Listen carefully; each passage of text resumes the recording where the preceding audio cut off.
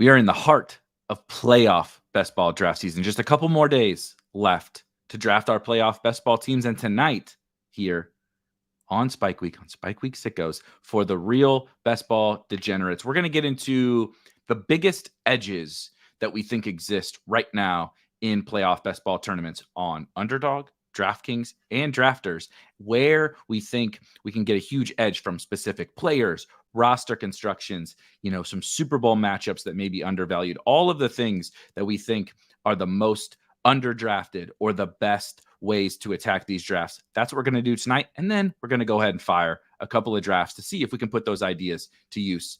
Here we go. Let's do it.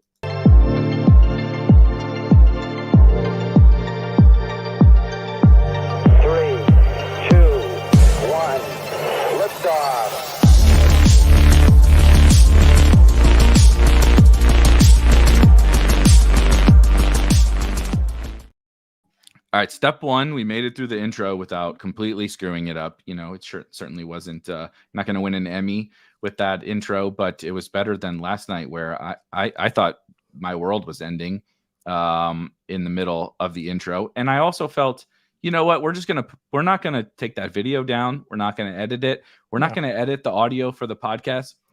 Raw and uncut idiot best ball analysis and streaming last night on the show. But I think for anybody that watched last night or listened last night, A, thank you. B, I think we got into a lot of fun conversations, Rob and myself, around just kind of the playoff best ball environment. And I want to take that one step further. Super excited to have Bernie on, aka B Kurt. You know him from the Discord and from all the content on Spike Week, and being a crusher best ball player. I'm excited to dive into with these guys, like specifically what are some of the things we can do right now, right? We only got a few more days to draft these tournaments. Some of them, like the Gauntlet, have been open for a long time. Many of them have not been. And so what can we do right now in our drafts that we think is like, you need to go attack this player. You need to go attack this team. You need to build a structure, right, in a certain way. There's many different ways to attack that, but I'm really excited to get into some of that. And then, of course, as I said, fire a couple drafts and see if we can actually make those things happen. Last night, Rob and I did 2 drafts, one on Drafters and one on DraftKings, that actually went pretty well. I was gonna ask you, why are we even drafting teams when we won both tournaments last night? It's over. Yeah, there's other tournaments to win. I literally have the same ones. Totally unplanned. I have a shirt that is the Vince Carter. If anybody knows the old Vince Carter dunk contest, when he literally had the greatest dunk contest of all time in the NBA, and he did the "It's over" into the mic. That's the shirt that I have on. So I should have just showed up and flashed the shirt in front of everybody and been like, "Sorry, hope you didn't want more best ball advice," because Rob and I drafted the winners last night. They were really good. They were really good teams, but I think that there's some things that we just so happen to not accomplish because you don't get to pick your draft slot and all that, right? Obviously, I'm not that bullish on the Chiefs. One of the teams that we drafted needs the Chiefs to go to the Super Bowl. So I'm interested to see what you guys have to think about really quickly before we get into some of the analysis. I just want to mention to everybody, there's a few more days left to get the playoff best ball Almanac. It is our first foray into kind of this new structure that we're working with here at Spike Week. You've obviously known us probably, for some of these shows, but from on the site and the products that we provide, the tools, the Draft Hacker, Draft IQ, ownership projections, and all that kind of stuff, that's not going anywhere. But we're kind of pulling out the content, rankings, and all of that into what we're calling almanacs.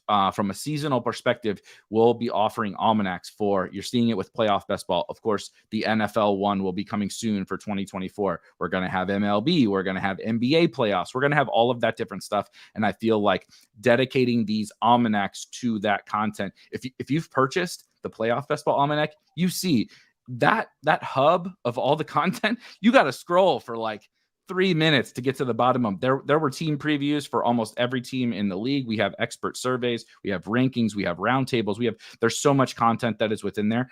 Like I said, we're I'm obviously shilling it right now.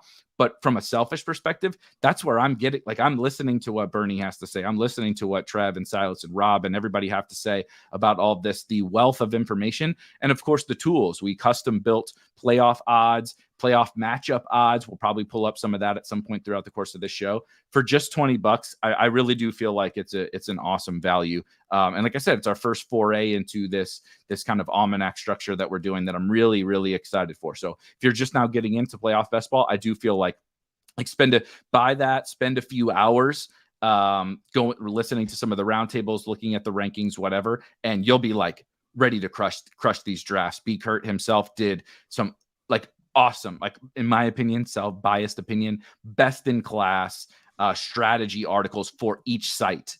We also have an FFPC playoff challenge strategy article up there. So anything you need for playoff basketball is there in the Almanac. I just wanted to bring that up before we get lost in debating, Justice Hill versus Jerome Ford and all of that. But let's talk a little bit about some of these edges that we think exist. I want to go to Bernie first, because obviously Rob and I talked for quite a while last night. Is there, like, if you had one thing that is just sticking out to you when you hop into these drafts, right? Especially like on DraftKings, the total chaos that is DraftKings. You hop into that draft. What is it that is like totally standing out to you that you're trying to attack first thing? So what I'm doing right now is I'm taking a team from the AFC or NFC, and I'm taking 2 or 3 pieces in the first 2 or 3 rounds. I'm seeing who falls. There are teams that the market in these 6-person draft rooms, so you got 5 other drafters, and they're just avoiding every single piece. You'll get into a room where the Eagles are just, no one's touching them. I got Tyreek Hill today at the 23rd overall pick, and then lined up Achane, Mostert, and Waddle. Then put it with Tua, and I paired that with a Brock Purdy double stack because that room was just off the Dolphins. I've seen rooms that are just off the Chiefs. So I want to basically start building my team for one conference and hope I get into a room where a team from the opposite conference just craters. These people don't like them, and I can just have every single piece on a concentrated offense. I love that. Are you is it a little bit of, I've noticed, I don't know if you guys noticed, but you mentioned 2 teams that I have for sure noticed falling a lot.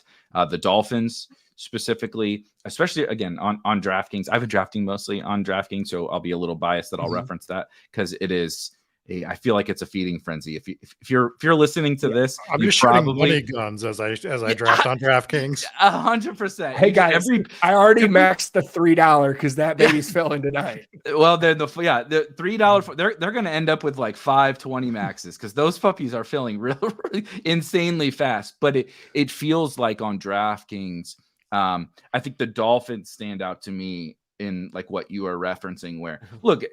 I understand someone if they came in and said, man, the Dolphins don't look really good right now, right? And I feel that way about the Eagles. Like, oh my God, do I really want to make a bet on the Eagles?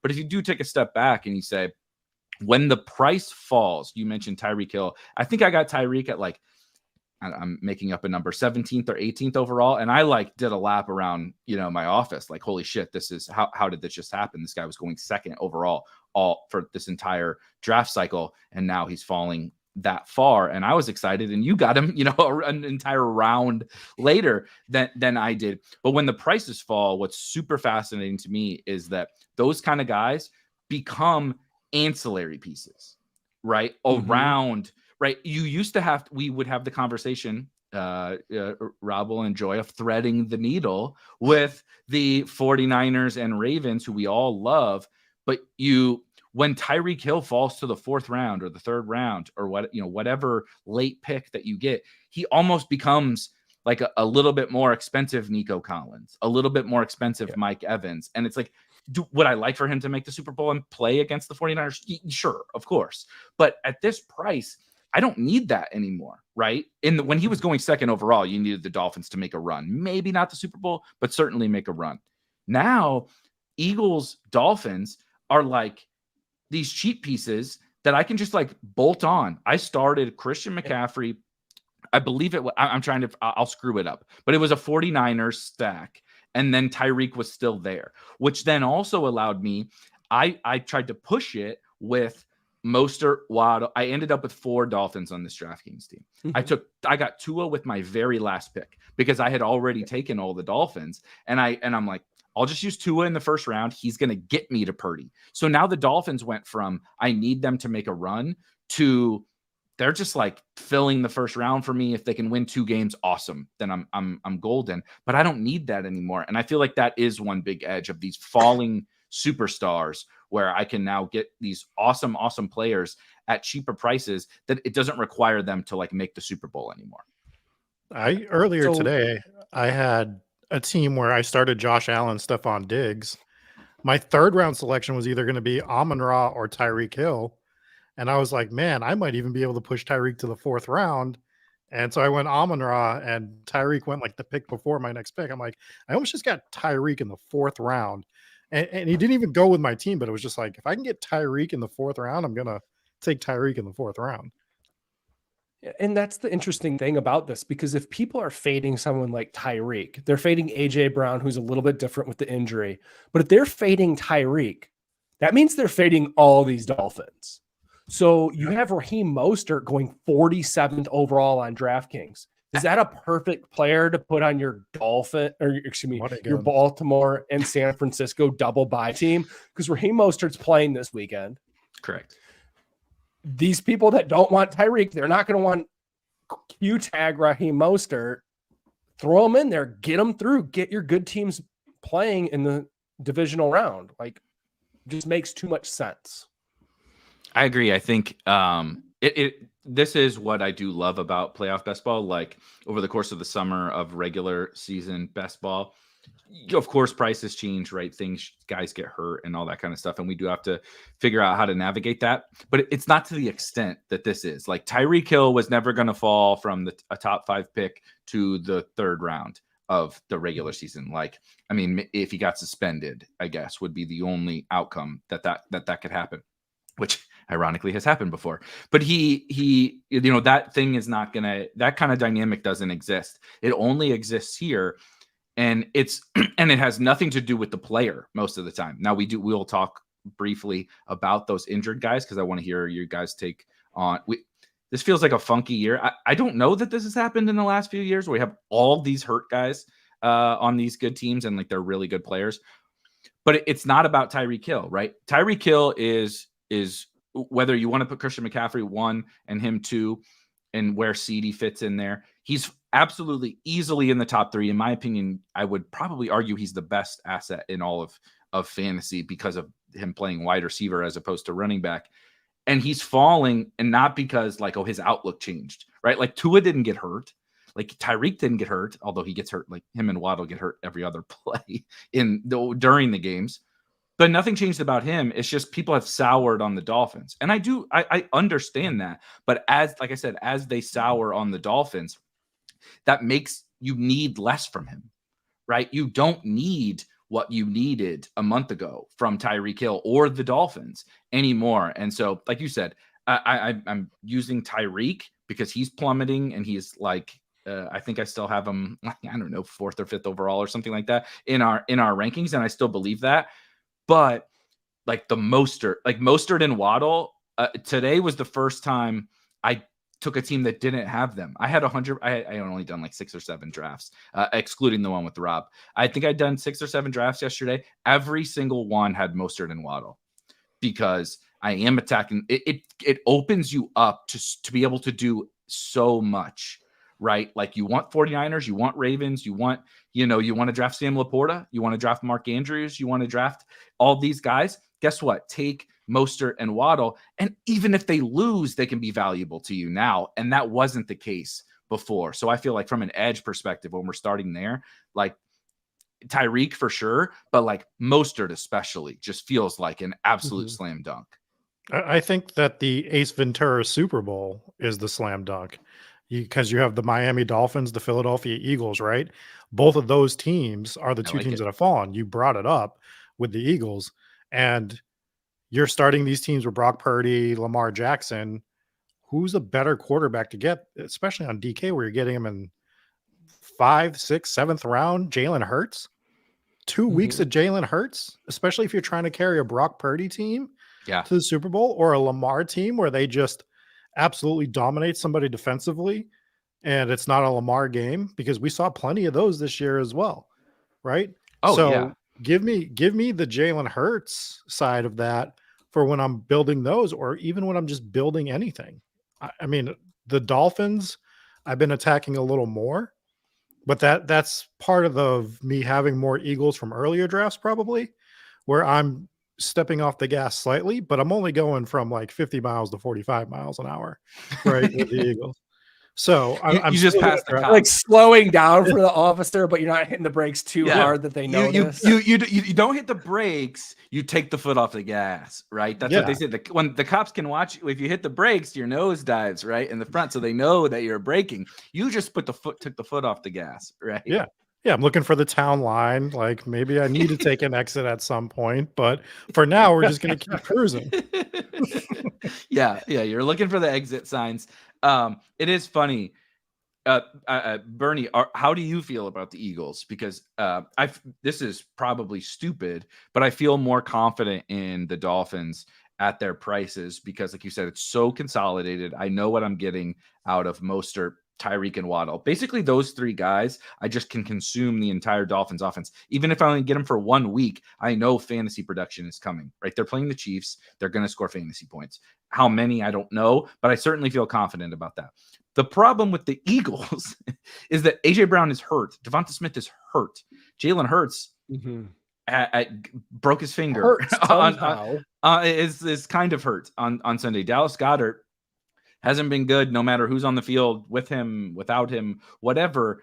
And DeAndre Swift is unfortunately kind of screwed by the tush push. So I've struggled a little bit more with the Eagles because the Dolphins feel cozy thanks to the fact that I don't have to take Tua if I don't want to. Like, if I need Tua on the team, it's great. That's great. I'll take the falling Tua, like I mentioned in that example before. But like, I don't have to have him. He can just be John Stockton, right? Just get it to those guys because that's what he's going to do. But he may not be a fantasy smash.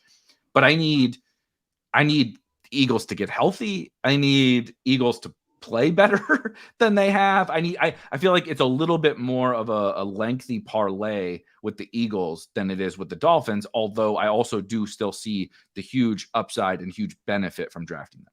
Yeah, but you only have to play them 2 games, and it's sort of the inverse, because if I told you have to draft a later quarterback and you don't have to stack him, it's Jalen Hurts, right? Like, you can build these Ravens 49ers teams yet again, like I was talking about earlier, and you necessarily don't have to stack Hurts. If you're worried about AJ Brown, which I'm not, I'm seeing reports that it's not going to be super serious. Devonta Smith, we'll see, but Dallas Goedert, tight ends are falling by the wayside, right? So, and to your point, I'm looking at the Eagles from a 2-game theory here more than I was looking for them to go to the Super Bowl.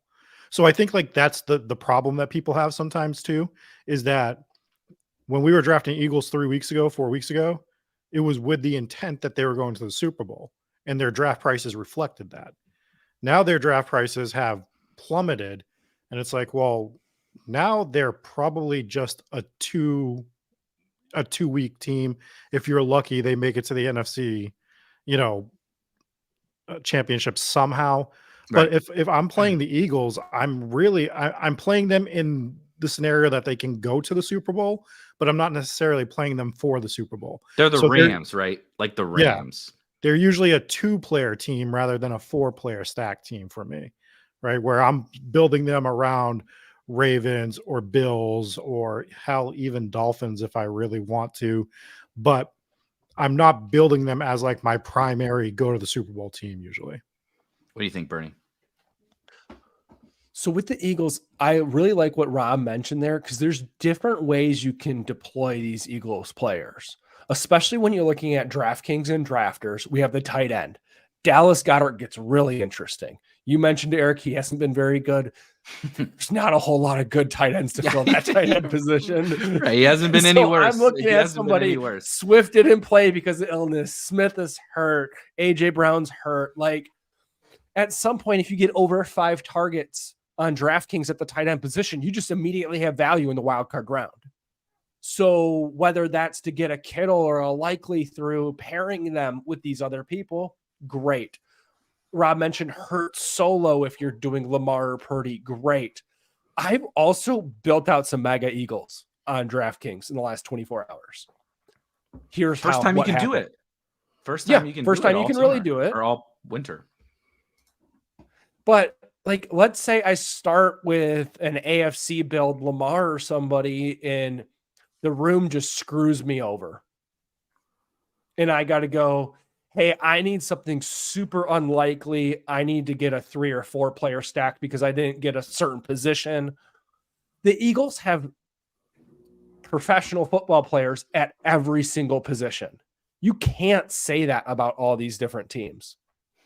Like, are you going to try to go to the Rams? Like, freaking Kyron Williams is going 12th overall right now. Like, you can't even pivot to the Rams as a fail safe. Like, it's Eagles, or you can go to the Packers. Like, if the Eagles and the Packers are the same bet, sign me up for the Eagles. Yeah, Matt Patricia is a terrible defensive coordinator. They're going to have to score points. Isn't it funny how quickly things change in a market like this? And I don't want to say people are overreacting, because I'm also totally spooked by the Eagles. I'm a little less spooked by the only reason I'm spooked by the Dolphins is because if you watched the game against the Bills, everyone on their defense is getting hurt. It has nothing to do with the offense. It's their whole defense is getting hurt. So I have lower expectations for their Super Bowl run, right? When you remove Bradley Chubb and Jalen Phillips, and now you remove Andrew Van Ginkel and I forget the other defensive end that got hurt. They're going to be playing Irvin today. Don't worry. Bruce Irvin and somebody else. They signed like total some other bonds. dust ball linebacker. Yeah, like, and they're already playing Melvin Ingram, who, by the way, is completely washed out of the league. He actually played okay in that game, but like Melvin Ingram's gonna have to be like their best pass rusher, which is not a great sign anymore. But it has nothing to do with them. The Eagles have been horrendous on offense, right? The Dolphins have been worse on offense, of course, but I think it can be a little bit of injury, right? Waddle gets hurt every single goddamn game. Mostert hasn't played, but I feel a little bit more confident about them scoring points, especially in the wild card round. I feel a little less confident about the Eagles, and maybe that's also me overreacting to the last 6 games. But I mean, we're also not talking about like 2 games, right? Like, we're talking about like almost half the season. Like, they approached half the season of being kind of an incompetent offense. And Jalen Hurts has a broken finger on his throat. Like, there's a more warning signs for the Eagles. But to your point, now the great thing is they have become the same thing that the Bucs are. They're playing the Bucs, and the Bucs were like, if you can win, awesome. But if you can put a big score up for me in the wild card round, that's really all I need, right? That's the bar. The bar has changed from make a run to have a big wild card round. And I don't think people are thinking that part through as well, like with both of these 2 teams specifically. So I'm glad that we talked about them, because like we used to have to talk about like, when do I draft George Pickens? When do I draft Mike Evans? When do I draft Nico Collins? Because like those teams are not making a run, right? Maybe they can win a game, but they're not making a run.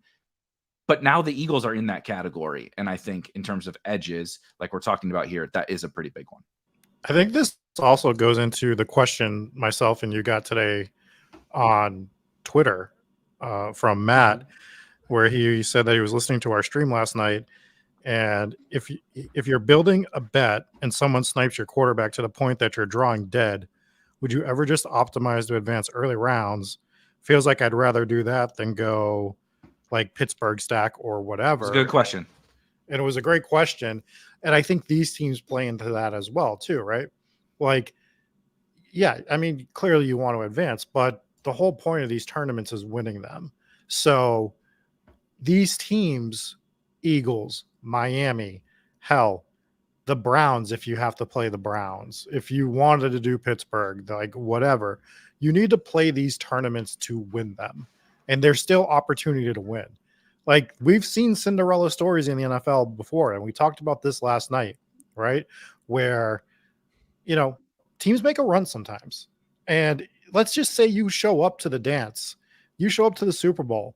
Yeah, the Ravens made it, but not only did the Ravens make it, the Bucs made it, right? And you stacked up and you played some sort of Baker Mayfield double or triple or something, and now you're one of the few people that actually had the balls to play the Bucs and get a Bucs-Ravens Super Bowl, and you're in the finals. It's not going to be like some of these other teams. Like if it is, we'll just say if it's Buffalo, San Francisco, Buffalo, San Francisco teams are going to show up, man. Like it's just they're people are trying to build them. Hell, Buffalo, Detroit teams, Buffalo, Dallas teams. Yeah, and those are more likely. It's probably going to happen. But if by some chance that 6 or 7 seed makes it, 6 seed made it a couple times, right? The Giants have done it. A couple other teams have done it in the last 20 years. Why can't the Bucs do it? I mean, will they? Probably not. No one's saying that that's likely, but if you have to build a stack, I still would want to do something with some of these teams that you can get in the end. And Baker's not even getting drafted in most of these drafts. So I think it's the Bengals Rams Super Bowl a couple years, a good example. I wasn't doing playoff best ball then, but I can imagine what was going on. I'm sure not many people were building that. To your point, Rob, if you show up to the finals and you have a full lineup, Bengals, Rams in that Super Bowl, you're probably top 5 cashing immediately just by having a full lineup of those two teams. Yeah. So I think you still, for the overall question, do you still play to build stacks for the Super Bowl? I think the answer is yes, because these are the teams that can still advance you anyways, right? Like, because you're playing to advance. And to the point of that question, it's like if your quarterback has snacks, well, you gets stolen from you. Sound like me in the intro last night. Yeah, if you netted a threedle, whatever the hell you like to say, threaded it. Needed a threadle. Yeah, whatever it is. But you still need a quarterback, right? So why not just build out that stack, especially the cheaper ones? Because it's not just the quarterback back there. Usually you can get the pass catchers. Baker Mayfield, K. Dalton, Chris Godwin. Those guys are relatively free. Trey Palmer, if you wanted to go Trey Palmer. I'm not saying to do it every draft, but if you get backed into a corner, and we've all been there on these playoff drafts, right?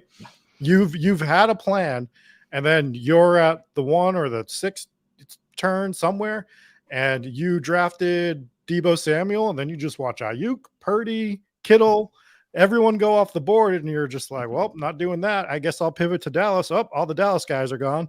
Well, guess I'm not doing that. Let me do Buffalo. Well, Buffalo's gone. Like now you're like, shit, I got to do something here. So you got to build it out smart. You just don't panic. And that's the other edge we have before we start jumping into some of these drafts.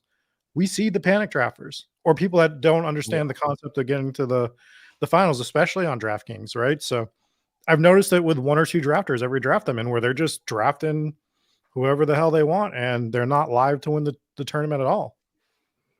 Yeah, the question was really good point about DraftKings.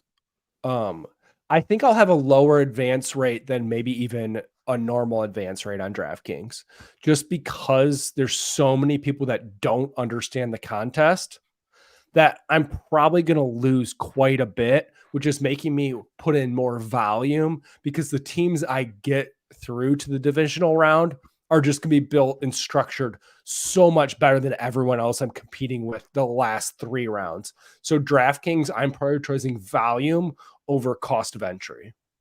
That's fair. Yeah, I like that.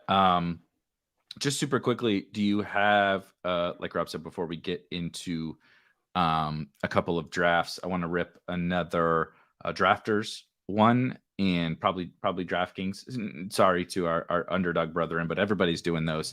And frankly, selfishly, I'm trying to get more volume in on those other 2 sites, and I'm controlling the 1s and 2s. So tough shit.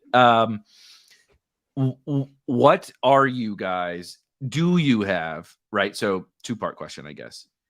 You mentioned, right, like sometimes you do get backed into a corner. And I think what both of you outlined, what Rob specifically outlined to the question that we got on Twitter, which was a very good question. But it was like, again, talking about threading the needle to that question, you can thread that needle that they were saying, like, look, I started with a plan in this draft and 6, 7, 8 rounds in, it got blown up by the other drafters. And that happens. It happens to everyone. Should I just say, screw it, I know I'm not going to win with this one, and try to advance? Or should I try to build a Steelers or a Bucks or a Texans or whatever? And the answer is 100% the latter. You should try. Like, look, do I think the Steelers are making the Super Bowl? Of course not. Like, of course not. No one does. Steelers fans don't think that they're making the Super Bowl. They're just happy they got in, right? Participation trophy. Congratulations. But like, it is a non-0% chance. And to what Bernie said, no one builds for those outcomes. Everyone built, like you said.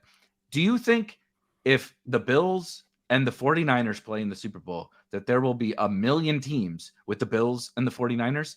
Yeah. So you're going to be coin flipping Trent Sherfield against Juwan Jennings. Congratulations. That sounds miserable to me. Like, that's not an edge. That's like, I mean, I'm not saying don't draft Bills, 49ers, Super Bowls, but I'm saying that's not I talk about I've talked to a lot of fucking Lions and Michigan fans over the course of the last week, and Jesus Christ, let me tell you, my God, we won't get into that. But like, you can both build to advance in the panic. Oh shit, right? Rob and I called it over the oh shit stack, right? The Patriots, it failed miserably, but when you ran out of options during the summer of regular season best ball, and you were like, oh shit, I need another quarterback, and I need another tight end, and I need another wide receiver. Guess what? Oh shit, time to draft the Patriots, right? Here comes Mac Jones and Kendrick Bourne and Hunter Henry on this team. It sucks. Nobody wants to do it, but if it hits, you built a smart team around a low probability outcome, but with outsized gains. And if you do the same thing with the Steelers or the Bucks or the Texans or whatever, like, that same thing can come true. And I feel like we missed that in playoff best ball because we're so fixated on here's the teams we're confident in. And I'm confident in the same teams that everybody else is, generally speaking, but that doesn't mean I don't want to build for those other outcomes. So what I was, before I did a typical tangent, what is your prep? Like, when you're, oh shit, where are you going? Steelers, Bucks, Texans, do you have like a total preference? I know it's a little bit conference dependent, but let's pretend you can pick or choose what you want to do. When things go, oh shit, it blew up in my face, and what is the way that you're trying to build? I'm personally going Texans over the other AFC teams, and I'm going Packers over the other really late NFC. Like, if I can get an Eagles in there, that's priority. But like, when we're talking Packers versus Bucks for a full stack, I'm going Packers. I think it's a really interesting dynamic that they have where Jordan Love is balling right now. Absolutely throwing the shit out of a football. Crazy throws every game. They're going to get into a high scoring game against Dallas. So even if they do lose, like, at least maybe they get a whole bunch of fantasy points in the first round, something like that. But we've seen them beat the Lions. We said the Eagles aren't strong. We said the Bucks aren't strong. So who is strong? Like, they just need to upset the Cowboys. Yeah, it's the Niners. And like, great, I take the Niners against anybody. But let's say we get a Packers versus Niners NFC championship and Brock Purdy's arm falls off and Sam Darnold's. Yep. Okay. It could happen. Very low probability. I kind of like the Packers and then the Texans. It's funny because I noticed today that the Packers are actually one of my blind spots. And I noticed it as I was drafting a team that needed running backs late. And I saw how late I could get Aaron Jones.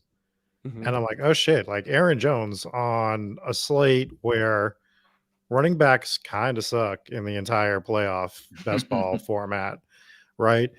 I know they probably only got one game, but I really like Aaron Jones for when I'm drafting, definitely like a Christian McCaffrey or something like that. Like, God, is there a better pick?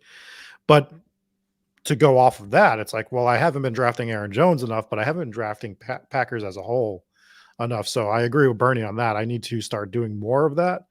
I had been doing some of the Bucs stuff here and there. I mean, I've been really fortunate that I haven't had to really go, oh shit, but I've built out some Joe Flacco stuff to go with some of my Purdy and Lamar teams. I'm kind of on the opposite side of that game. I've been getting the Browns were one of my original teams that I was like, I'm not getting enough Browns because the Browns are totally alive for 2 games, right? For sure. With playing Houston, Flacco slinging the ball pretty well. You can get one of the elite tight ends for 2 games if you want to do Njoku with Joe Flacco to just try to advance out of the first round to get your, like I said, your Ravens, your 49ers. So my second, because you can do your oh shit stacks around your elite stacks too. So Yep. I've been doing that as well. So like my oh shit stack's been the Browns. I need more Packers.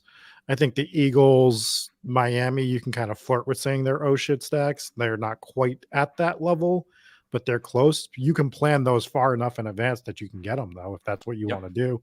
So other than some of the top like 4 teams, I would say you can kind of oh shit yourself. That was not the way I meant that to come. But if you want to oh shit stack yourself, you can with any team you want out of the other teams. You can oh shit yourself if you're playing for min cashes. The folks in the chat line are correct. The Packers can't play the 49ers in the NFC Championship. But so you get the point. Still stands. It could be in the divisional round and then they advance and they get the Lions or something.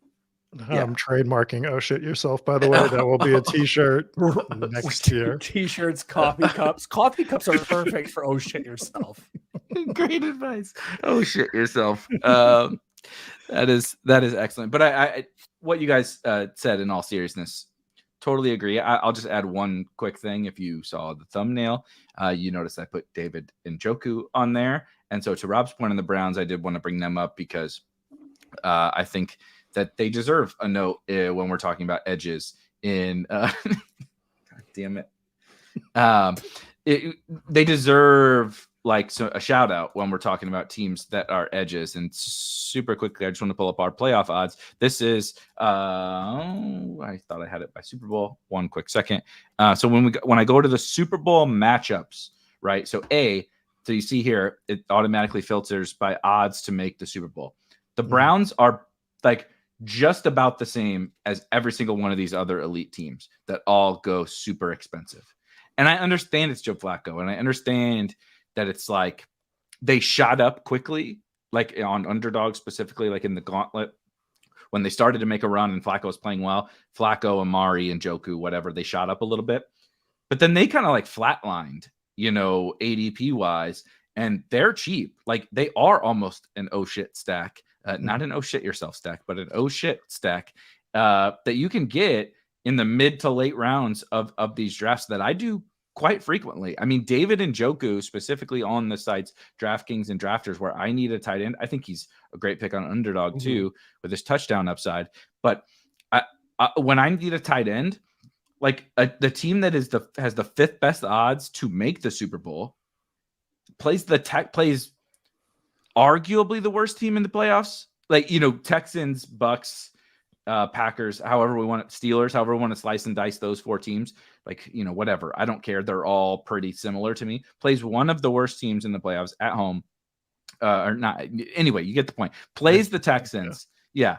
Who which is better because they're in better weather or dome exactly. or whatever. They can play in a dome. They can play in a dome. Awesome, just awesome stack that I can get now. I thought that they were going to get really pricey. I thought that they were going to, get the Bills steam, Rams steam, whatever. And it's kind of died off. People, I guess it's because Amari hasn't played. Amari is a little like a Waddle or a Mostert, where he kind of because he hasn't played, people have forgotten that he's a freaking top 5 wide receiver in playoff best ball, probably on a per game basis. Not necessarily from a Super Bowl outlook, but from a per game basis. I mean, Amari's a freaking star. I know we have to it's average Amari, but he isn't that. And Njoku, what tight ends has been better than David Njoku with Joe Flacco, right? Travis Kelce hasn't. George Kittle, maybe. Likely. Jake Ferguson's not better. Dallas Goedert's not better. These guys are not better than him. Kincaid, Knox, absolutely not. So it's Laporta, and he's hurt, and Laporta's hurt. So David Njoku to me feels an amazing pick. Like in almost any structure, specifically on tight end, sites, like 2 games from David Njoku, right? Pair him with Mark Andrews, pair him with Sam Laporta, pair him with George Kittle, pair him with whatever, or play solo, right? Play for the Browns to make the Super Bowl. Can they make the Super Bowl? Yeah, you're fucking right. They can. They have the same odds basically as the Bills, and everybody's like creaming themselves over the Bills to make the Super Bowl, right? People are touting Josh Allen 101. Like, and I'm not even saying that's wrong. I'm just saying people are obsessed with the Bills, and that the Browns are the same fucking thing as the Bills, and nobody's excited to draft the Browns. And I think David Njoku is the best example of that because he's a superstar at a horrible, horrible position. And so I just wanted to shout out the Browns because they're a big edge. They just really are, similar to what we talked about with some of those other teams. It's indicative of how wide open the AFC is, right? That's what I would say. It just shows how wide open the AFC is, and why you should be drafting some of these other teams to get through. And they have the nut matchup. Are you going to be shocked when the Browns are the ones that advance people out of round 1 this weekend? Not really, right? Like it's you had to have Njoku. I'm scared to death of that. Not that I'm not drafting Njoku, but just because you can't draft them every single draft, where you're like, man, I just worry that Njoku is going to be like that hammer that just comes in and it's like, oh, you didn't have Njoku's 24 points? Sorry. Good luck next year with the other teams. Those beautiful 100%. Teams you built. Yeah, congratulations. You had amazing Ravens-Niners stacks that did put up a big score, but David Njoku had 30 and you didn't have him. Tough shit. Yeah. Like, try again next year. You know what I mean? Like he feels like that to me. When he can separate on DK even more than drafters with the 100-yard bonus. Yeah. Because Dalton Schultz ain't getting that 100-yard bonus. I can tell you that. And I do actually not hate Dalton Schultz, to be totally clear. He's fine. He's fine. He's an oh shit tight end. You get to the end and you're like, I had this happen this morning. I'm building a lot of Niners, okay, on DraftKings. So I'm putting that out there. I'm building a ton of Niners because of everything that we're talking about here. Falling Dolphins, falling Eagles, Browns are cheap, right? Texans are cheap. I feel confident I can get enough teams through stacking up the Niners. So anyway, I'm taking a fairly big stand on the Niners, and I have run into Schultz, you know what I mean, with like, oh man, I took Kittle and I didn't get Njoku or whatever.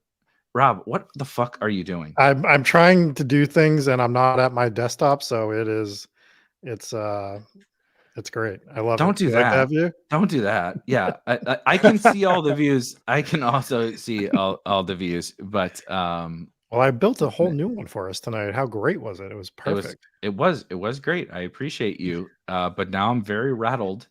I don't remember what I was talking about. Dalton fucking Schultz. Is it a spike week stream if we don't introduce some chaos to it? No. There has to be chaos. There has to be Freudian slips. There has to be, a bunch of nonsense. Dogs barking, etc. We're going to start making some bingo cards like we have for Hometown Ghost Stories for things that happen during a spike week stream. I agree. If you oh shit yourself, you get a bingo automatically. But you have to prove it. So mail all proof to Eric Beinfor's house of you shitting yourself, please. Yeah, please. I'm sure my wife will love it. All right. So we're jumping into drafters. $20? Yes. 20. Oh, just filled. Yeah, it's filled. And our draft spot is. Oh, come on. You took the longest way possible to get there. I'm just trying to click the little pill here. Here we go. Oh, baby. We got the champ and the second place with us. Oh, God. Oh, man. We got a Dorito. We really do have Dorito and Updog. Shout out to those two. For anyone that doesn't know, on your screen, you see two particular individuals, Dorito here and Updog. Awesome members of the Spike Week community. You'll see them posting in the Discord, which you can get a link to in the description. And shipped first and second, the two of them, in the main drafters NFL regular season best ball tournament for 300,000 and 150,000. Guys are best ball crushers. And so naturally, we of course have to go against them in this draft, the opposite of what I was hoping for. But that's okay. Maybe we'll all stay in our lanes, right? That's the cliche that we love to use when it's fine. In playoff best ball, go to Twitter. I want to draft against other sharp guys because they'll all stay in their lane. It's like, the fuck you want to draft against other sharp people? Stop it. You're never gonna that's not true. Bro. Like I've probably said it before too, like an idiot, but like it's not true. The more you think about it, it's like it's not no. You're not going to get Tyreek at 23 overall in a sharp room, like what Bernie is saying. Like, it's just not going to. Updog won't let that happen, right? Dorito won't let that happen to us because they'll take the falling Tyreek. We're not going to get it. So it is nice when people stay in their lanes, but it's so massively overrated as a thought. It's poker players that say, I only like playing with other good poker players. It's like, shut the fuck up. Then you're not a good poker player, you idiot. Yeah, exactly. Do we want to play? Do we want to draft CMC? Yeah, I thought you were just touting that it's Josh Allen 101. I was not touting that it's Josh Allen. I'm joking. It has been touted. We don't have an opportunity to do this, but I've been doing this a little bit on Drafters and DK. I've been trying to scare the market off of Brock Purdy and the 49ers, and I've been taking Purdy over Ayuk. I've taken Purdy over Debo, basically trying to scare the market off. It's a tactic. It worked for me twice earlier today on DK. And it's actually working for you. It ain't working in this draft because we do see Debo and Brandon Ayuk. It was never going to work in this room, but one thing that we can do on DK is just try to scare the room. It's a totally plausible strategy by pushing something and then like, I'm not going to get a quarterback because you already took that one. And then they just leave those players completely alone. Yeah. I mean, I play some of that gamesmanship stuff too, especially on DraftKings when I'm trying to get a player to fall. I try to play that whole scenario. So we do see all of the 49ers go like by the 8th pick here. Yeah. Doc from the 5th spot gets Ayuk and Purdy for the 1 49er stack. So we see Josh Allen and Amon-Ra go in the 2nd round here. Dorito can kind of see what he's planning for his future with this particular start with Lamar and Amon-Ra.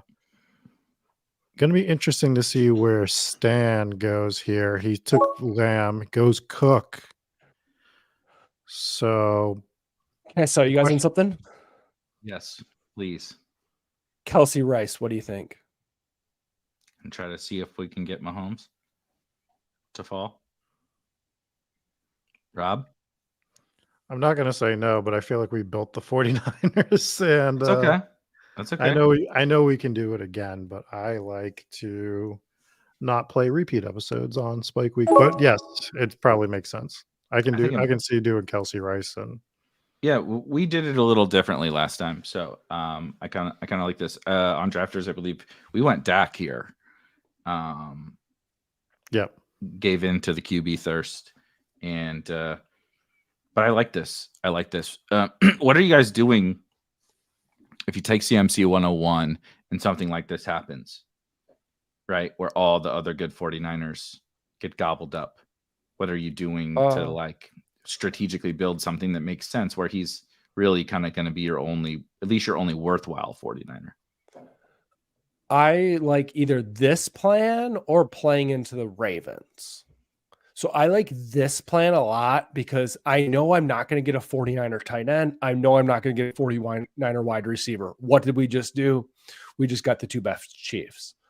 You can do something similar with taking Zay Flowers, and then maybe you take like a Pollard or something to get you through and you grab Likely later or something. But I'm now trying to figure out what can't I get with 49ers and what can I get elsewhere. Yeah, which is fair. The other thing I think you can do, I think that this becomes the perfect like oh shit moment where you can just take some of the best available players on the board. If somebody like Amon-Ra slips or something, I'll continue this thought after we draft a So- couple players. I'm just gonna put a little Mahomes in the queue because we had that work out for us. But who else would you like? We got a few extra seconds to talk. What else do you want to build around these Chiefs? How far down is Pacheco? Is he going to come back to us, or did he already went? He already went. He went. Yeah. Pacheco Gibbs is kind of where I was thinking, and they're both gone. It's a tough spot. Yeah, and I don't think we want Mostert here because they play in the first round.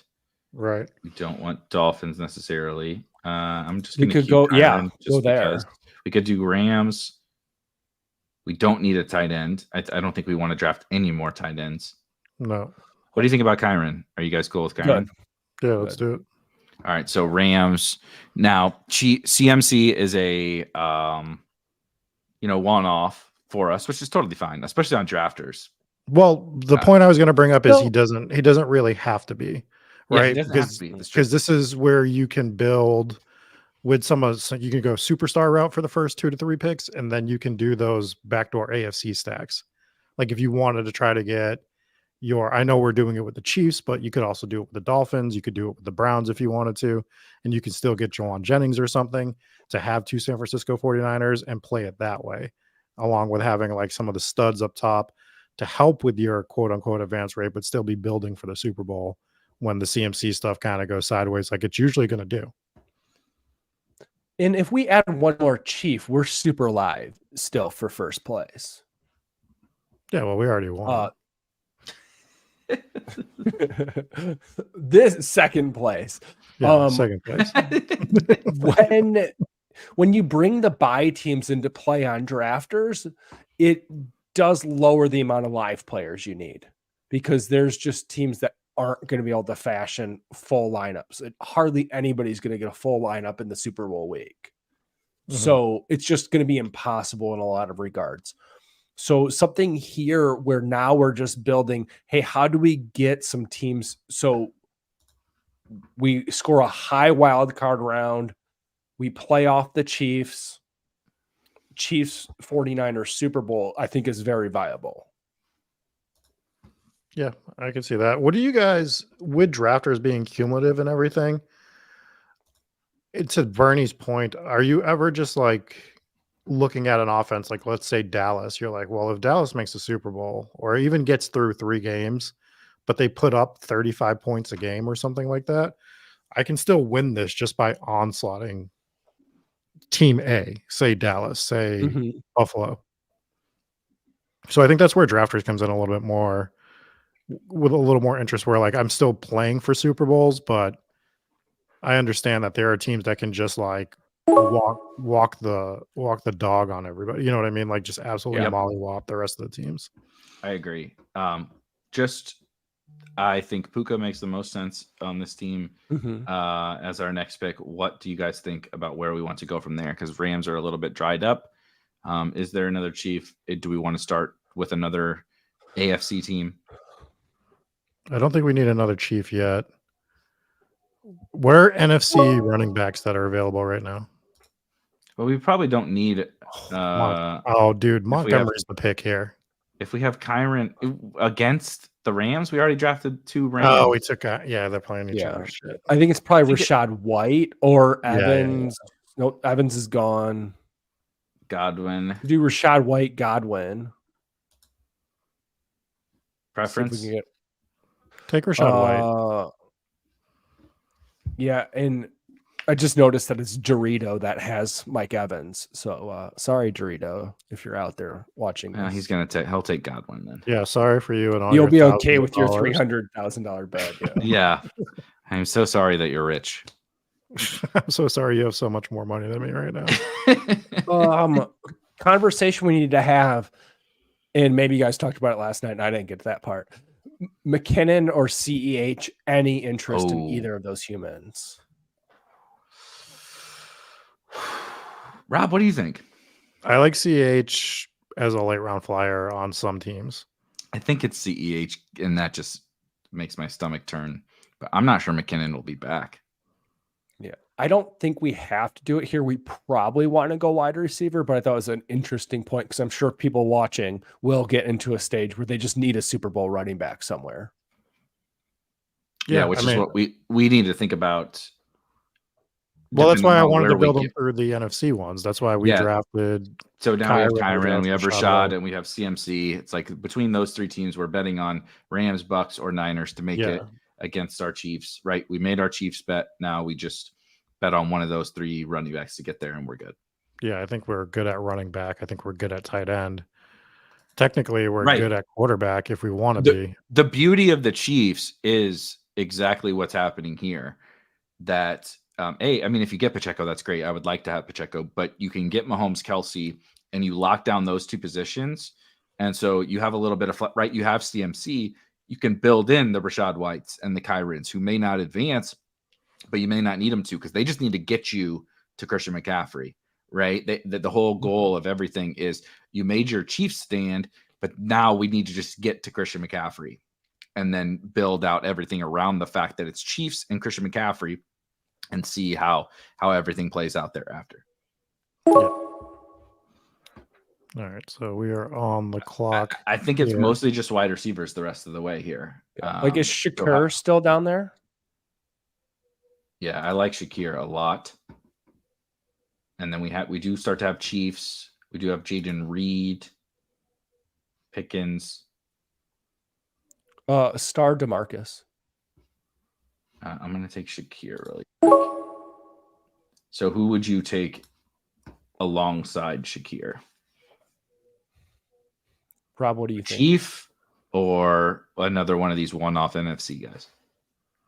I kind of like the one-off NFC guys. Robinson's not a one-off, but especially at Packers because we don't have any Cowboys, and even if it's a 1 week game, like Jaden Reed could still explode for 25 to 30 points. I like Jaden Reed. Yes, I like that too. Here, that's who I wanted, but I wanted to be fair and let everybody have a This is Hoosier says, I literally just had a panic moment scurrying for a Super Bowl running back. I feel like we've all had that. Like I said, I drafted the last draft I did before we've gone live here. It was a panic Tucker Kraft in the last round tight end because I set up a bunch of stuff I had George Kittle. Again, I'm Niners heavy. I had George Kittle and I was like, all right, I would like Njoku. Nope. Okay. Sniped on Njoku. Okay. We'll do whoever, Schultz. We'll do Schultz. Nope. Sniped on Schultz. We'll do, I'm just like Otten, please. Okay. Give me Otten. Nope. Somebody else took Otten. And it's like, Jesus Christ, it's Tucker Kraft or Dawson Knox. Like, what are your tight end options? I'm giving the tight end example, but it happens at those positions, running back and tight end a lot. And it sucks when you get backed into that corner, but so long as you're being smart, right? You have that panic moment, like you said, of figuring something out. It could be the first round player, like I was panicking for, or it could be like what Hoosier was saying. I just need I need CEH because like I just need a Super Bowl running back. I have to have it. You just got to bite the bullet sometimes. Man, I've got somebody in this hotel that is blaring their TV outside. Like from another room, probably 8 miles away. It's probably one of the 5 different NCIS programs that currently air. Oh, I thought they were watching Spike Week. Are there dogs barking? Probably. All right, we are back on the clock here. I think we stay on the wide receiver thing. I do like DeMarcus Robinson on this team. We can get into one of our Chiefs here if we want. Well, why wouldn't we do Jawan Jennings with this pick? Yeah, I'm fine with Jawan Jennings. Is he up here? Yeah. You want to do him now? I think we should do him now. I don't think he's going to last. So let me think about this. That gives us we need, if we want the full Super Bowl, we need to take another Chief, right? Yeah, but we have 2 picks, and there's a onslaught of Chiefs we can take in the last round. Yeah. If we really want to. If you really like DeMarcus Robinson, which I'm fine with, or whatever. To me. Or we can do Pickens and just like sacrifice Pickens or Shakir to the gods. Let's do Demarcus Robinson and then pick a chief, whichever one's fine with me. Yeah. So I just don't think Jennings was coming back. Yeah, probably. No. Because everybody on the back of the board has all the 49ers. Exactly. Yeah. So Robinson's an interesting guy because he's not getting taken very often. He's enough that he's like high enough, but that actually adds value here on drafters. So we're basically leveraging, there's a word for you, Eric, and how much you love that, off of Puka, that maybe Puka has a down game or 2 down games and DeMarcus keeps filling this role that Stafford has him in. And we're potentially getting points that other teams in the field aren't getting because he's not getting drafted 100% of the time like Puka is. Yeah, I like him a lot. I moved him up in the rankings today on all sites, but specifically on drafters and DraftKings. I think he's a pretty good pick on there. Which is MVS wild. Is in our queue. I mean, would you guys prefer MVS to these other 3 losers? Yes. It's the 4 fucking stooges if we put MVS in the queue. It's yes for me. I'm gonna delete this. I'm gonna delete this from the. He's gone. Look, who is that? The doc took him. How dare he? How dare he take? Thank God. No need to thank me, Eric. It's okay. So I could care less about who this is. I wouldn't go Justin Watson for the simple fact of he's getting drafted far more often than the other 2 guys. Every draft. Yeah. It's Richie James for me, but we took him last night if we want to do something different, but I think it's Richie James. It's probably Richie James. He's also a return man, so he's going to be active. We know that, which is a really sad thing to have to bring up as like the first point for a player, but I really do think it's Richie James. I mean, the counterpoint is Kadarius Toney could score a touchdown for either team on the field. So that's true. That is true. What do you, Bernie? Break this. What about this? We got to vote for Noah Gray. Do we want to go double Chiefs tight end? No, we need a wide receiver. Richie James. I just wanted to bring it up. Uncle Andy mentioned it, and I don't have a problem that we talk about it. And technically, I was wrong because I forgot about Juwan Jennings.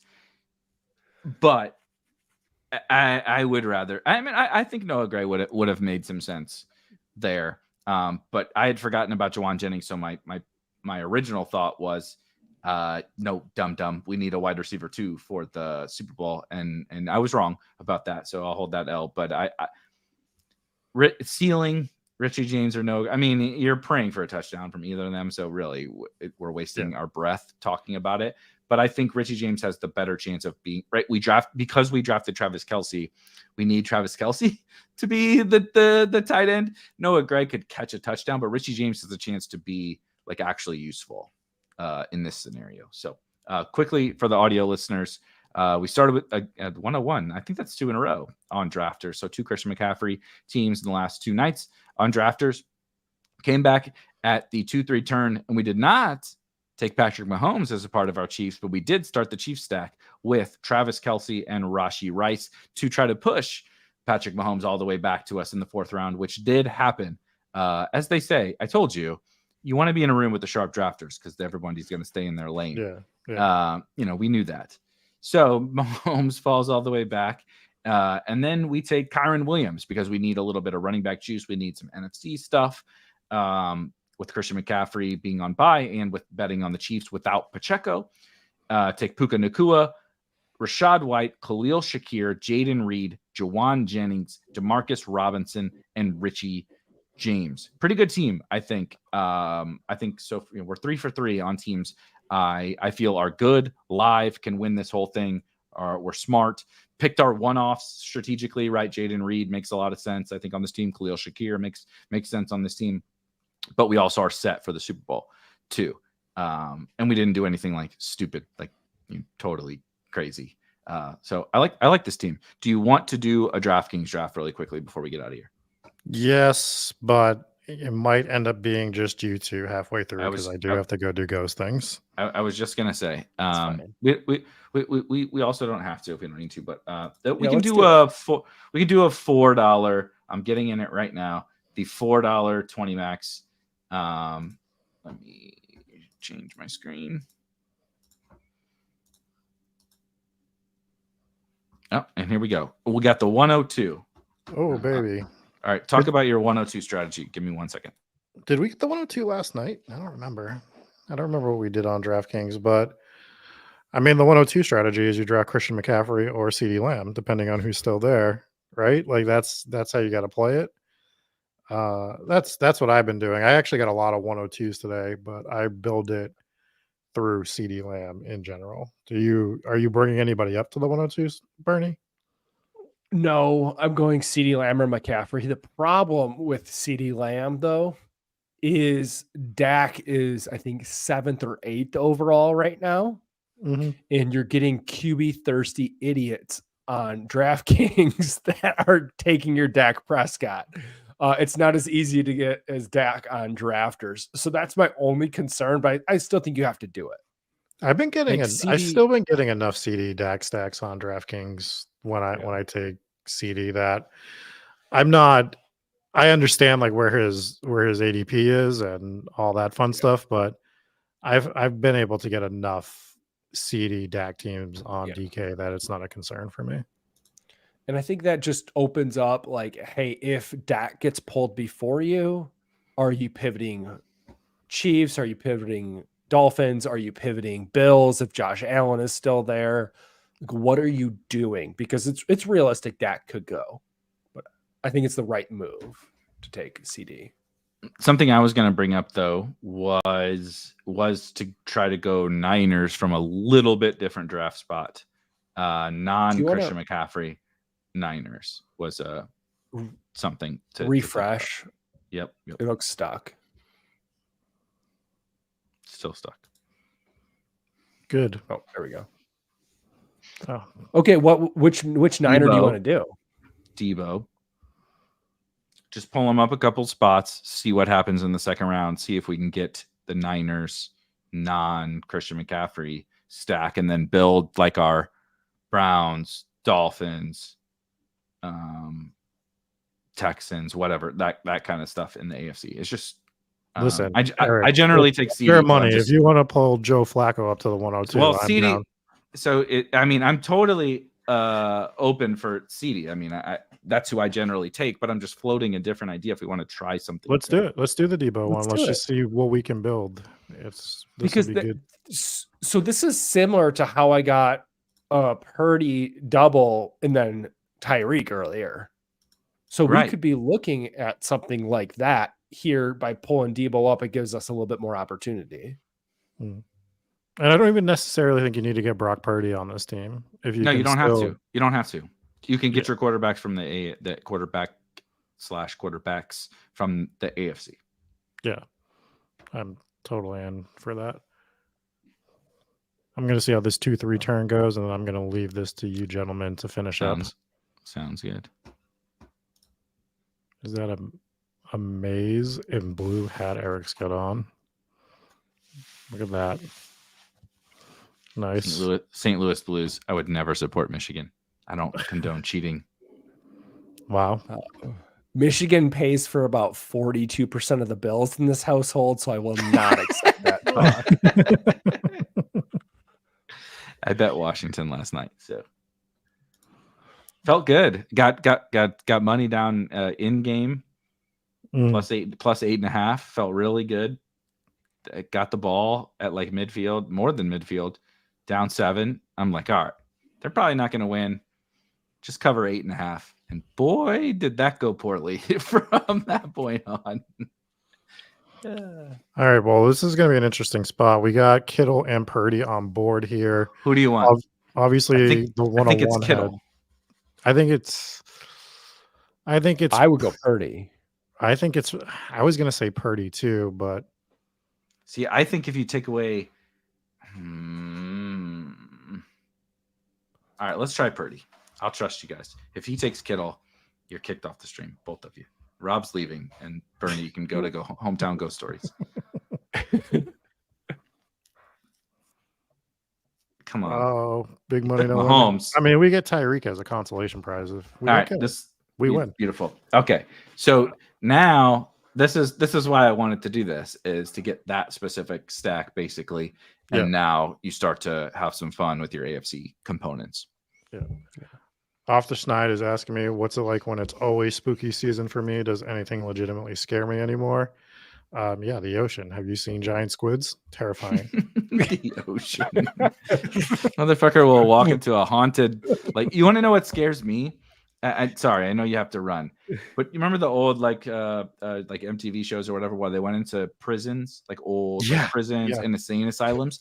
Yeah. Like, absolutely not. You and I have talked about this, but my wife is from Alton, Illinois, and they have the mental hospital, insane asylum, or whatever that's out there. When we drive by it, I get like chills.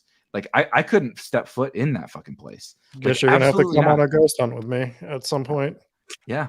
I mean, yeah, we can film it and everybody will watch me be a little bitch for however long it's going on. Because that shit terrifies me. Well, we will discuss this further. You guys enjoy the rest of your draft.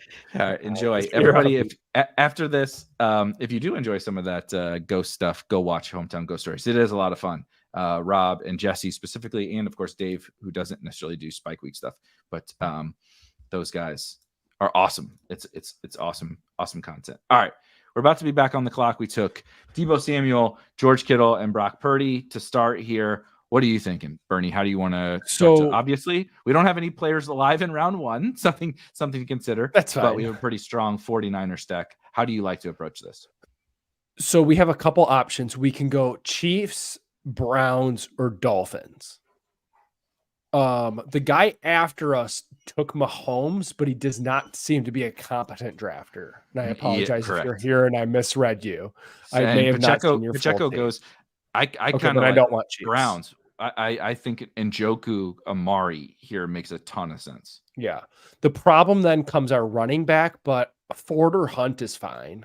Ford or Hunt. And we can Aaron Jones it, right? Just buy a week with Aaron Jones or someone like that. We'll buy a week with Mostert. Yeah. I mean, Mostert is the guy I want. Like that. The next picks is what I would want is Dolphins. Like Mostert, Waddle. We'll see what we have to do with Flacco. But Flacco, Mostert, something like that is oh my fucking God. What an asshole. Okay. Now where do you want to pivot? Is Waddle still there? Can you check? Yes. Do you want to set up Miami now? Amari's just a one. Yeah. I think I want to go Achane though first. Do you want to double dip? Do you want to try to double dip the Miami running backs? Yeah, if we're pivoting that way, why not? Okay. Because you can play Achane and Mostert in your flex, one of them. So Njoku, I'm completely with you. We're done there now. Yeah, the Browns are over. Our dream is dead. Hey, we set up though earlier in this episode Njoku to get a huge game to get through week one with a heavy bye 100%. Team, and that's what this just turned into. It just turned into Njoku as a one-off. Browns are not going to make a run, but Browns maybe win a game, right? That gives us some extra juice in the second round. But the Dolphins or we could tack on some cheap Ravens, right? Justice Hill, Bateman, Odell, Aguilar, or whatever. We have options, right? To build out a different Super Bowl. And Njoku fits all of those potential options that we have here.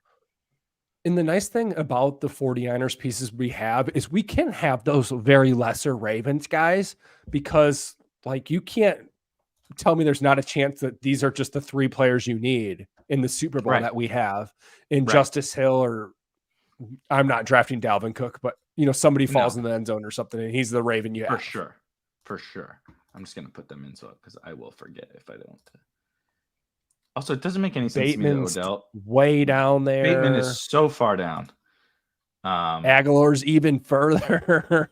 Likely went, unfortunately. But yeah, Andrews. Andrews can play the flex. So Waddle, Mostert are both available.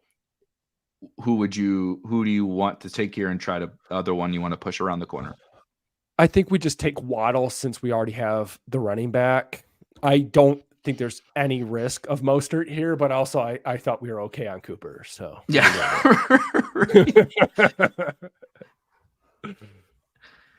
Jared and can Goff. we see can we see a draft board after this pick? I am very curious what this one hole is doing. Yes. Where do I? It's up at the top left. Yeah, it blends in for me. It does.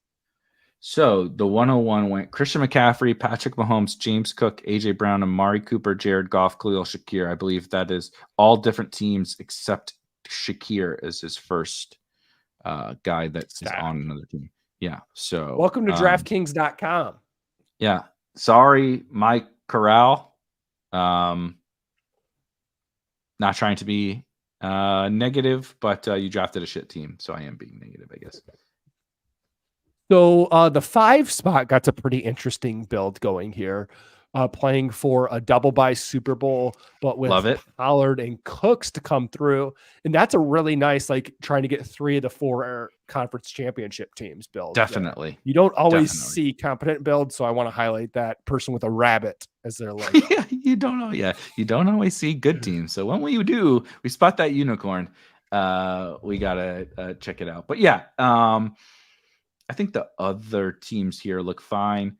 The 104 is Bills, Lions with a Nico one-off. Seems fine to me. The 103 has some Chiefs, but not Mahomes. He took Kelsey, probably hoping that Mahomes would come back, right? Yeah. But now took Hurts as a one-off. Kind of gonna navigate that. I think the rest of these teams are fine. The 101 being a little bit of a DraftKings drafter. Yeah, we should probably figure out what we want to do. Yes. Okay. So I currently just have, Justice Hill, the Ravens in the queue. All right. We can Flacco. I'm just gonna put Flacco and Tua in the queue. I'm not saying we have to take Flacco, but I'm just they're round 1 options for us. How many wide receivers do we have? 2. Only 1 for round 1. Hopefully 1 for round 1.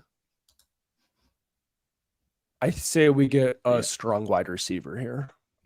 Devonta, Reed, Godwin, Pickens. I'd be Reed or Godwin.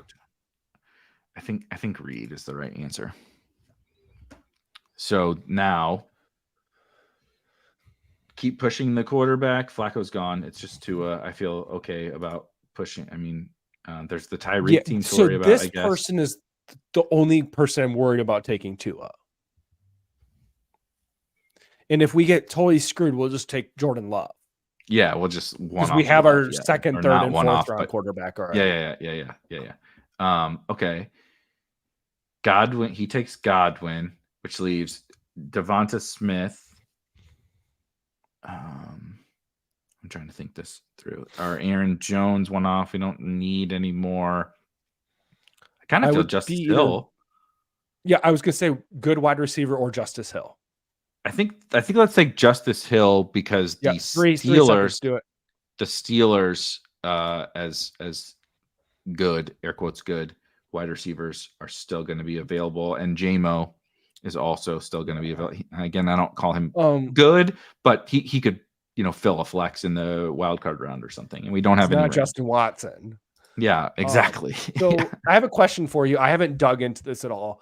I saw some people in Discord talking about the Bills-Pittsburgh game, and there could be some weather impacts. Have you seen if it's like enough weather that it actually might matter, or people just talking about nothing? I haven't looked yet, so I try not to look until later in the week because I don't want it to screw up my thoughts. But I'm pulling up the forecast right now super quickly. Cold wind. This is from Roto Grinders weather expert Kevin Roth. Shout out Kevin Roth. Follow him on Twitter. He's amazing. Good stuff. Cold, windy, potentially some snow. Temps will be in the 20s with sustained winds around 15 miles an hour. So that's not great. So not but I'm not like backing off. If it were like hurricane warnings, he would be like red flags. Everyone, please make sure you look at this game, and he's not doing that. So I'm not worried about it. Certainly not on Oh. Tuesday. No. Well, I mean, we are drafting a locked team compared to like DFS or something where we could swap. True. So that's why it does matter a little. I'm Tua here just to get it done before the wild too. card at the turn. I think so too. I'm just tossing some names just in case we were to auto draft.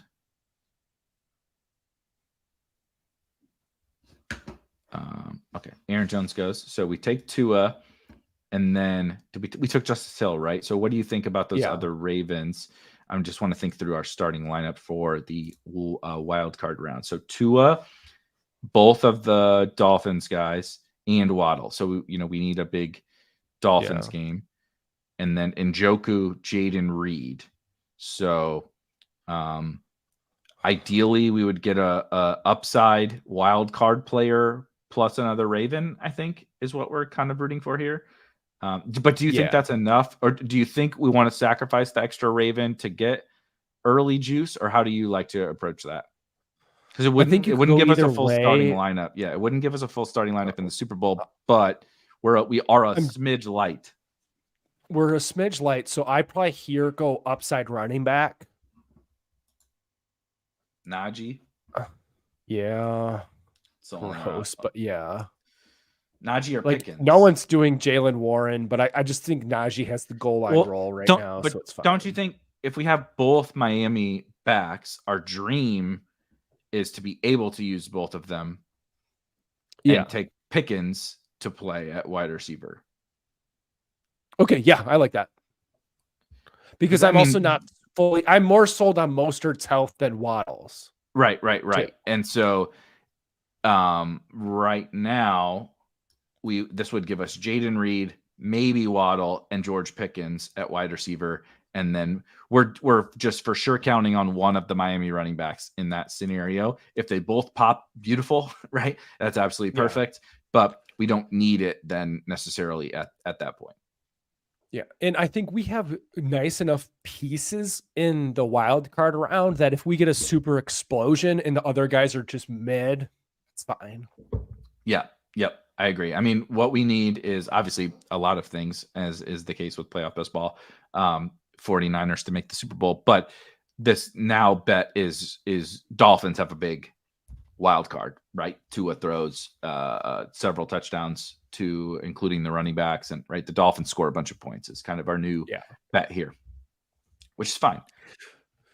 Are you a Bateman or Aguilar type person? I'm a Bateman guy. What's up with the Aguilar stuff? Am I missing something? Bateman has been Bateman. I mean, they both suck. Like, let's get this out of the way. Yeah. I don't think Bateman is good, but Bateman is running more routes than Nelson Aguilar. Bateman is getting more targets than Nelson Aguilar. He's probably better than Nelson Aguilar. I don't really think it's close. I'm not saying you can't draft Nelson Aguilar, but I don't think it's close between the two of them. It's easily Bateman for me. Yeah, I go Bateman every time as well. I just thought it'd be a good conversation for the last. He also doesn't always get draft. To your point about some of these other guys like DeMarcus Robinson. Bateman doesn't always get picked, right? So Aguilar maybe is picked a little less. I'm not, I don't have the data in front of me, but I'm deciding between two guys who don't always get picked. Give me the guy who is for sure out there and getting targets. And what would you say the odds or percentages were if Bateman is scores more fantasy points than Odell Beckham this postseason? He's a favorite. He's a favorite to. We just got him at the end, and Odell goes where? He Bateman projects. Odell went late here, actually, but yeah. Some of these rooms, Odell's going super early, and I'm just like, what's the difference between these bets? Right, he's going next to Devonta Smith. Like, I know that it's more so about Devonta Smith than it is about Odell, but you get the point. To me, it's Bateman, and I promise this isn't me holding on to my my Bateman bias from the summer. It's just he is. It's just a fact. He's running more routes. He's getting more targets.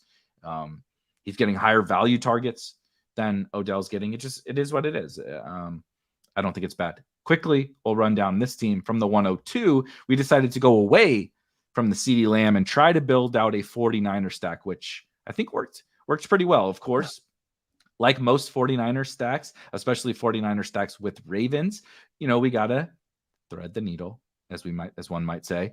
with the first round. So we need a big Dolphins performance, but Deebo Samuel, Brock Purdy, George Kittle starting off with the 49ers stack. Come back with David Njoku, hoping to get some Browns there, but we got sniped on Amari Cooper, so we pivoted away from the Browns and went to the Dolphins. Went Achane, Waddle, Mostert to start to build those Dolphins. Took a one-off Jaden Reed because we need the juice there, and we don't have any Cowboys at wide receiver. Justice Hill, because we wanted to get our little Ravens, and Justice Hill is one of our guys in these drafts right now. Tua to close out the Dolphin stack, and then George Pickens to get another high upside wildcard player, which we very much need on this team, given what we're doing with Niners and Ravens, and then close it out with Rashad Bateman to get our Super Bowl stack there. Fun team. I keep saying this, but we've built last night. Rob and I drafted 2 teams. Tonight, you and I and Rob have drafted 2 teams, and they're fun teams and they're good teams. And I'm pretty excited about these.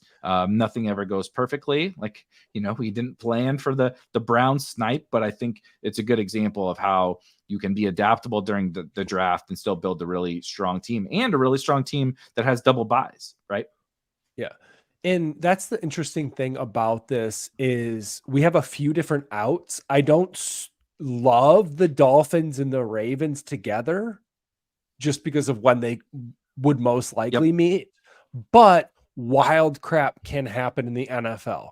Like if for some reason the Steelers won 9-6 or whatever this weekend, like this now puts us on a path to first place over almost every other team I've seen drafted.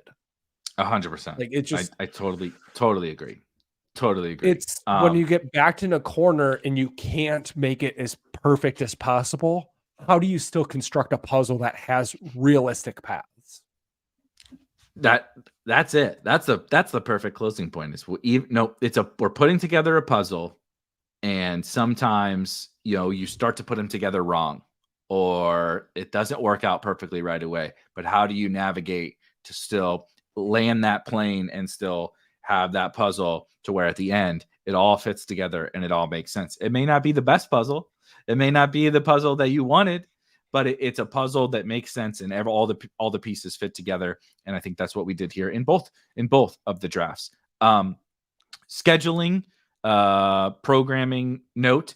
I don't have exactly when our next show is going to be, but we have more coming this week. We are definitely going to record another roundtable for the playoff best ball almanac. For those of you that purchased that, you'll get another roundtable, and I'm hoping to get another show together for all of us this week.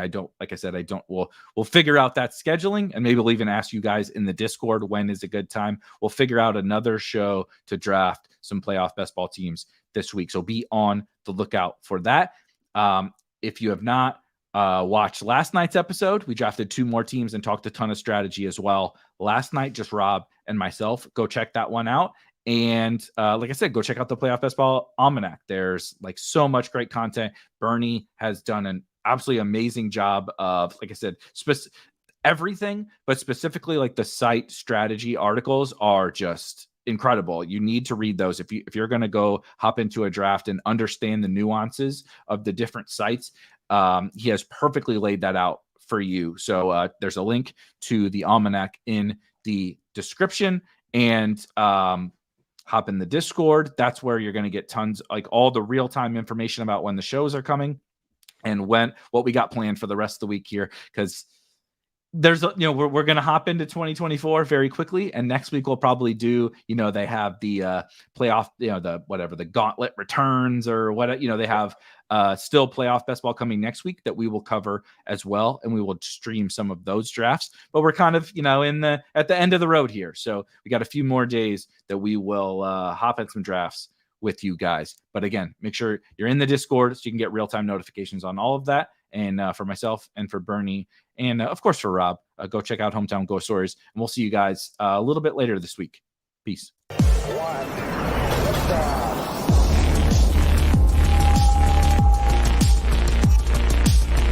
Woo! Those were some spicy takes. Want to stay up to date with all of the other spicy takes we're going to have over here at Spike Week? Why don't you press that subscribe button below? You turn notifications on, we draft a team, boom, you know about it. We have another spicy take, boom, you know about it. You can be there. You can draft with us. You want to stay up to date. That's how you do it. All right, we'll catch you later next time here at Spike Week.